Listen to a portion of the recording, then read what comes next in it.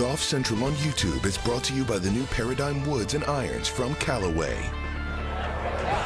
Hello, I'm Anna Jackson, and this is your Golf Central update. Well, Jon Rahm is about to make his 8th start at TPC Scottsdale. It is a tournament he's always fared well in. No wins yet in Scottsdale, but in his 7 starts there, he's never finished worse than a tied for 16th. That best finish was tied for 5th back in 2015 when he was still at school at nearby Arizona State, and he addressed the media earlier today. It's always good to stay at home for a tournament, even though it's a little different to the dynamics we usually have, right? Being in a hotel or not being in a hotel. Besides that, the best part is just being comfortable, right? It's not like I'm overly having to try to learn a golf course or get familiar with the area. You know, it's a lot easier, a lot less stress to deal with it. So very comfortable, very happy, looking forward to continuing the good play and hopefully showing up Sunday with a chance. Going off that, you're looking for a win here, make an 8th start, but have finished T16 or better in all of them. What about this course suits your game?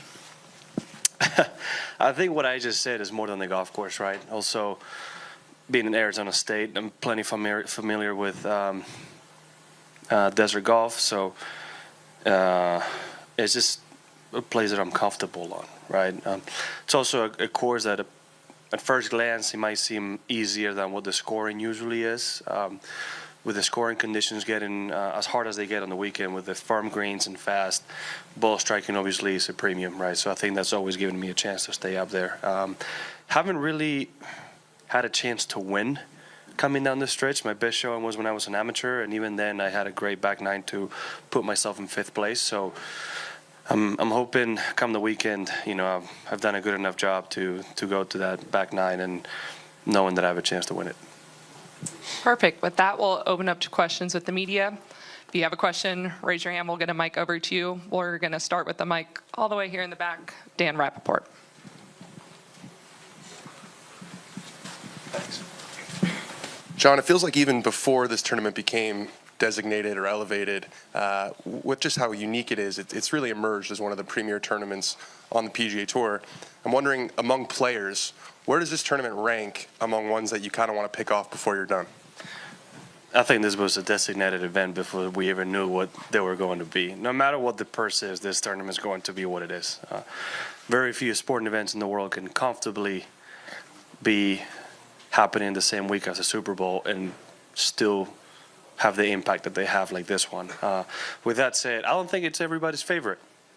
Right? I think either you love it or you hate it. You either want to play it or you don't. So there's no in between. In my case, I love it. I want to come every year.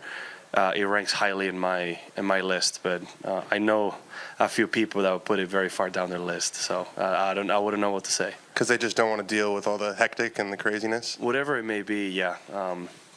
I mean, since I came first time 8 years ago, can't believe it's been 8 years. It's gotten exponentially louder and louder and louder, right? It's been a significant difference every year. So I get it. I mean, in 16 last year when Justin Thomas chipped in, I didn't want to see the Dasani water bottle coming straight from my head from the 3rd story, but I did see it. So those are the things that hopefully they can rein back a little bit on and keep it strictly about the game. But again, those are also the things that maybe people don't want to deal with on a regular basis. Again, it's 1 week a year, so I think a lot of us welcome it for 1 week. And then we'll keep Mike in the back. We'll go here at Ben Everill. Hey, mate, you just talked about how, you know, it's a Super Bowl week. Everything's usually happening here. This is also a betting state. The fans can legally bet here. Do you think that the on-site activations both here and what they're building across the road, etc., give another level for fans to sort of get excited about? I'm not going to lie. I know very little about gambling. I don't like gambling in that sense. On the golf course with friends, maybe, because I have some control over it. But I don't do the sports book or DraftKings and things like that. So I don't know what's going on. So I really don't think, I mean, I'm pretty sure that was going on before it was legal. So I don't think that's going to change much. And over here, MK with CBS. Hey, John. You had mentioned this being a home tournament, and I'm curious if you have any normal live specific day-to-day routine that you're excited you get to enjoy this week while teeing it up.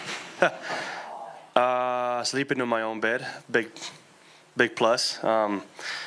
It's just waking up at home, right, and knowing that you're home is, I don't know, something relaxing about it.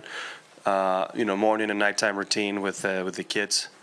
In hotels, sometimes you're not always in the same room, or it can be a little bit more hectic. They're comfortable with it. It's very easy in that sense. So there's little things.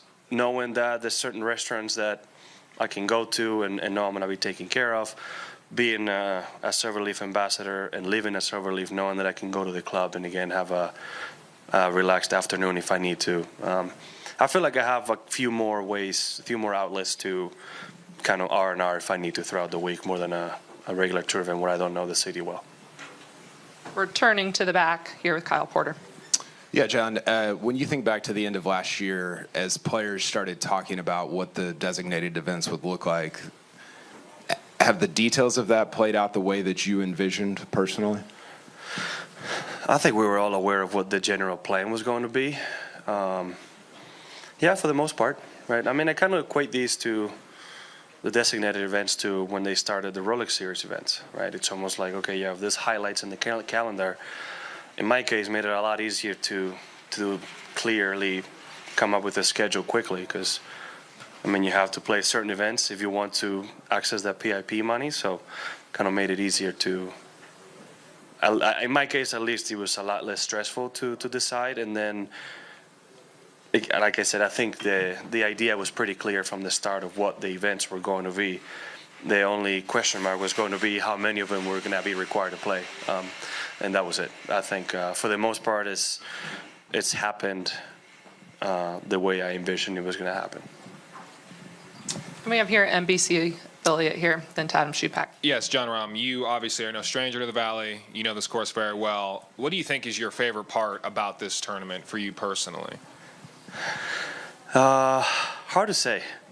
Hard to say which one exactly. I think what makes it so unique and what makes it so special is the fans. So that's what I'm going to have to say, right? I like the golf course as well. Obviously, there's some highlights on the golf course, but the last 3-4 holes wouldn't be the same without the atmosphere you get out here. So I think that's obviously the work the Thunderbirds have done to create this is pretty special. So I would say the fans.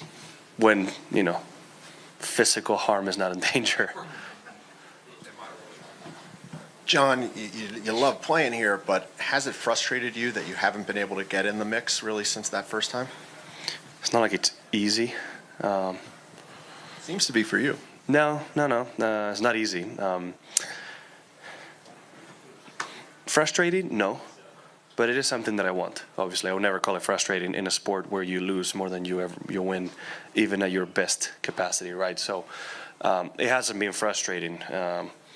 I just obviously really want to be a part of it because I live here and I would love to win this tournament, right? It's something special. I was able to do it in Spain, and I haven't been able to do it here. So I want to show up for myself and for the people that are here supporting me. But I wouldn't say it's frustrating. It's not easy, right? This course gets difficult when it gets firm and fast.